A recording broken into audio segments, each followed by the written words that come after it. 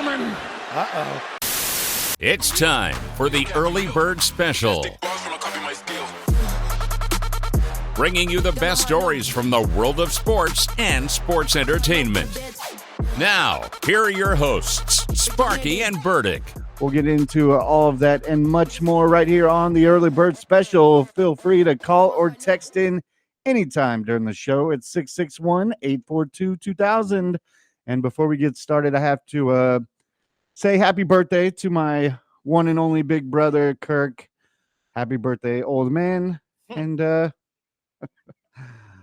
leave Kirk alone. He's a good guy. Yes. No, I'm just kidding. He's Happy right. birthday, sir. Well done.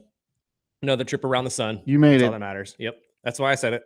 I turned 32 last week, and I said, you know what? At least I'm here this long. That's all that matters. It's big 4-5. And honestly, we got to experience probably one of the most exciting NBA finals I've seen in quite some time yesterday, and our 20th ever Game 7 in a final.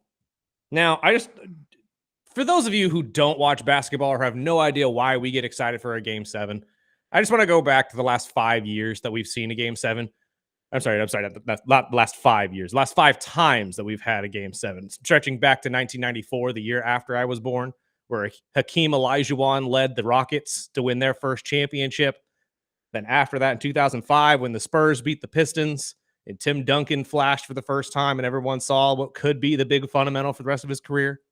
After that, the Lakers taking down the Celtics, where we saw Kobe Bryant and Pau Gasol take down the big three in Boston. And I will say that is what started the big three was Kobe Bryant. Then, of course, you had the Heat and the Spurs after that, where LeBron and Wade combined for 60 points and over 22 rebounds. And then the Cavs and Warriors, where LeBron once again triple-double, 27, 11, and 11 with 3 blocks. So the point being, this is where stars shine. This is where we get the best of the best from on the last game of the season from the best players in the league. So coming into this, we all expected the exact same thing. We expected the battle between SGA and Tyrese Halliburton. And to be honest with you, I was super excited for this. And it started out looking like it was going to be exactly what we wanted. And then it wasn't. Pop.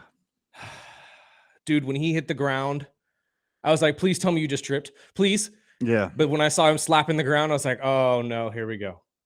And then, in your head, everybody's like, okay, well, what happened? Did he just restrain the calf? Is he coming back to the court? No. Turns out was it a torn Achilles or something of that nature? I know it was an injured Achilles, and he would not return to the game. So now Indiana, and I remember texting this to Sparky yesterday, who simply put it, ouch. Probably the best way to put it. And after I saw the replay and the pop, I was like, oh, damn. And I put it as, okay, now you're going to see how gritty the Pacers truly are. And they did, outside of one quarter. The only reason they lost this game is because the other team played 4 quarters of great basketball and the Pacers played 3. If they shaped up that third quarter and didn't have all those turnovers in the third, which I think was about 8 or 9 in one quarter alone, when you look at the stats, that's really where it broke down. Well, they didn't score any points besides TJ McConnell's little jump shots, but it was almost Andre a full Miller. quarter before anyone else scored. Right. I was like, damn. And that's the problem. But those turnovers, they started piling up. They looked ugly in the third. I mean, when you really boil it down overall, I mean, the Thunder outscored them in just turnover points alone, 32 to, I think, 8. So it was ugly up and down the board, and you can't win basketball games that way. I know your star player fell, and obviously that's demoralizing. Pascal Siakam and McConnell did everything they could to keep everybody enthused and emotional. But I think when Tyrese went down, the team said, oh, God, here we go. Yeah, they definitely looked defeated after that. Even though they went into halftime with the lead and seemed pretty dang excited about it. But third quarter came out, and it looked like it was just an absolutely outmatched AAU game. And kudos to Alec Caruso. I'm sorry. The defense he plays. Absolutely. I really was hoping he was going to get that tip dunk. I saw him fly in the third right on, I think it was Turner's head or Pascal's, and it was an inch away. I was like, dude, you almost made finals history with that highlight. But I do love his reaction at the end of the game when they said, "Where's Unc? Where's the old guy?" And he walked up. He's really not even that old, but it's like, I'm happy for him because he said it himself. Nobody could take this away from you now. He got a real one, quote unquote. Because everybody has consistently said, "Oh, well, you won that ring in the bubble, so it doesn't count." It totally does count, by the way. But that play, had he just been an inch to the right, I swear he would have dunked it right on his head, and it would have been an amazing highlight to see. But it was a heartbreaking loss for the Pacers overall. I mean, when you really boil it down, SGA and this defense of the Thunder really shined as we thought it would. Outscored them in the turnovers tremendously and really just beat them underneath. Because if you look at the points in the paint situation as well, I think they outscored them. What was it, 40 to, I think, 26? So really, when you boil down every piece of the game that you desperately need to win in order to win the whole game, the Pacers lost it. I think that is really what boils down why they lost this game. SGA also played out of his mind as he usually does, has a playoff career high in assists. So it was just a beautiful game for the Thunder. The star showed up as we always knew they do in Game 7. SGA, most likely the best person to put forward as the new face of the league after LeBron and Steph retire. Even though he is Canadian, I think the U.S. is just going to have to get over that entire bias that we have against European players because they are here and they are the best in the league. I was just glad Chet came to play. I mean, that was the one I was like, man. But again, it's not pretty. No, it's never pretty with him. But I mean, even going with the two-hand dunk. I mean, I was telling my wife, I was like, look how slow this is. I'm not in slow motion. No, he's a sloth, dude. I'm telling you, it is Sid the Sloth. And I didn't think we were going to get a good game from Jalen Williams, to be honest with you, at least from what we got in the first half. Second half, he turned it on, got those mid-range jumpers going, and just lit up the field. But like I said, had the Pacers played 4 whole quarters of great basketball, this would have been a completely different game. And honestly, I think the Pacers probably would have won. The Pacers came out flying. When Tyrese was on the court, they had the lead. I mean, yes, the Thunder were surging back, but there's no indication to think the Pacers weren't going to keep up their offense as well.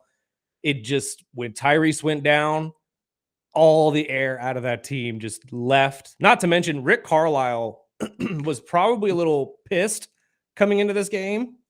And that really showed on the court because, well, for those of you who didn't see, before the game, and Sparky's the one who sent this to me, Rick Carlisle was shown video of championship buses that were already made for the Thunder for their parade.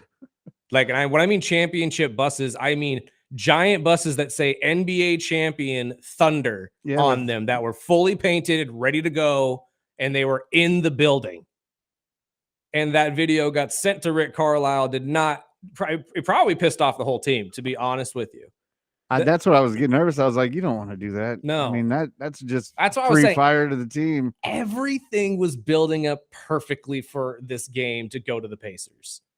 They were pissed. They came out wanting it, and just it all fell apart. It was because of that Achilles injury, everything just unraveled, and it sucks because I was really hoping we were going to get that game from the Pacers. I really was, and their championship. But obviously, it's the first championship for the Oklahoma City Thunder and the 7th different champion that the NBA has had, first time ever in its existence. This is interesting to me because next year I think we're going to get a different one as well. I think we're going to go 8 for 8. I'll call it right now. I don't think the Thunder repeat next year. Not saying that they aren't equipped to do so. They'll be in the mix. They'll definitely be in the mix. But it's very difficult to repeat in the NBA and in any sport, really, when it comes to winning the championship. So I'm not going to go into this thinking the Thunder are the shoo-ins for the championship next year. You're also going to have teams like Cleveland, the Knicks, all these teams coming back from the East that are probably going to want to run it back. I'm sure teams like the Timberwolves are going to come back mad, especially now. And the Rockets, now that they have Kevin Durant on the team. What's going to happen with the Suns? We don't know yet. I don't think they're done rebuilding or retooling, whatever they plan to do down there in Phoenix. The Warriors, you can't count out the Warriors. Never. So it's like, I think next year is going to be really, really interesting. And now that we've seen a whole year of a championship basketball from this Thunder team, Now we're going to see how they play when they're not as hungry. Because after you win that chip, not saying that you don't come back the next year wanting more, but some guys get a little complacent. Some guys can live with just having one ring. So let's see who's that guy and what part of this team is going to step up and what part's going to step down. I don't know. I'm just not going to sit here and say that they're the shoe-in for sure. But what are your thoughts? I mean, I would repeat the same thing. Nobody is expected to go back to back. There's so much talent. There's so much growing teams. And I mean, the season starts now, the off season, the draft is Wednesday. You'll start seeing, Durant was the first move. We'll see other teams who's going to go after Giannis. And there's always another surprise or two of trades. So, I mean, we're just getting started. But yeah, I would agree. It's always difficult to go back to back, but I will say they're going to be tough. And I mean, I wouldn't say that they're a shoe-in, but they'll be in the mix. So it just kind of depends on, how these injuries, how long Halliburton is obviously going to miss some time for a while. Yeah, unfortunately. And, with the Celtics dealing with injuries, there's other players that had gruesome injuries to end the season. So we're going to see how these teams are formed. How's this Durant thing in Houston going to deal with, which I know we're going to talk about after the break, but we're still waiting on some other superstars that might be looking for homes. If Giannis is traded to a team like San Antonio or a team, that we're not expecting, that could switch up some things. So now obviously the Thunder won 68 games this year. I'm not going to think they sniff 68 again. Maybe they do, but let's put the over under at 60. Where would you put them? I would take it. You take it over? Yeah. Okay. I think they land anywhere between 60 to maybe 63 wins next year. I think that you get a little bit of a drop, but not as much. I just think there's going to be some of these players aren't going to come back as hungry. Some growing pains. Exactly. And not to say they're not capable of winning multiple championships, but the way the NBA has been, it's a very reactionary league. And I mean, look at the Lakers as well. Just throwing that out there. I mean, everybody has questioned Luka and his really commitment to fitness and losing the weight.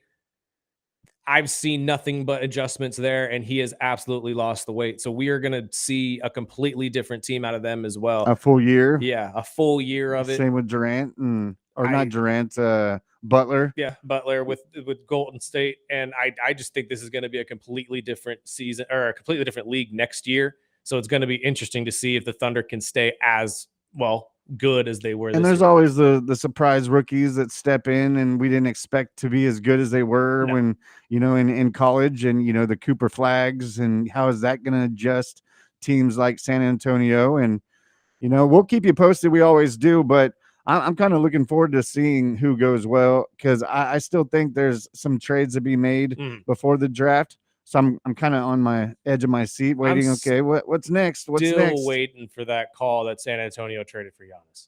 It fits to me. I don't know why. But then again, last week we were telling you Kevin Durant was going to Miami. So we could be I could be completely wrong on this. But there's something about Giannis to San Antonio that just works for me. I'm just waiting for that to pop up on the ticker. I want to see what they have to do to get him. Yeah. Well, you're going to I swear it's going to have to be that number 2 pick. I know they sit there and say they're going to take that, but I'm like, And do you take them out of the sweepstakes if they don't? No, because the number 14 is just as alluring if you're the Minnesota or if you're the Milwaukee Bucks. So you expect the Giannis thing to happen in the next 2 days? It would be, I would expect it because of the draft capital, yes, but is it a for sure? No, because obviously if you're San Antonio, you are in no hurry. Yeah, none at all, because you'll take 2 draft picks instead. But at this point, if you have the opportunity to get Giannis, you're obviously going to want to get Giannis. Or maybe San Antonio just says, fine, we'll draft Dylan Harper, and then somehow Milwaukee talks them into putting Harper into the deal. What about Miami? I could see it, but I don't know if Milwaukee would want to trade him to an Eastern Conference team, especially Miami. Yeah, and if you do trade to Miami, then you're at least getting Tyler Hero or something out of it as well. because you're not going to just take chump change and draft capital from Miami, because Miami's still a playoff contender. So the idea of their draft pick being higher up, or I'm sorry, lower down technically on the board, is ridiculous for them. And why would you take that draft capital if you're just trying to build around something new? I would say focus on a trade with San Antonio, because at least there you get lowest 14, highest 2. Like I don't see a loss in that situation for the Bucks. But we'll get into the trade over the weekend with Durant. What you think? Do you like the trade? Let us know. 661-842-2000 right here on the Early Bird Special. ESPN Bakersfield, 12:30 a.m. 101.1 FM.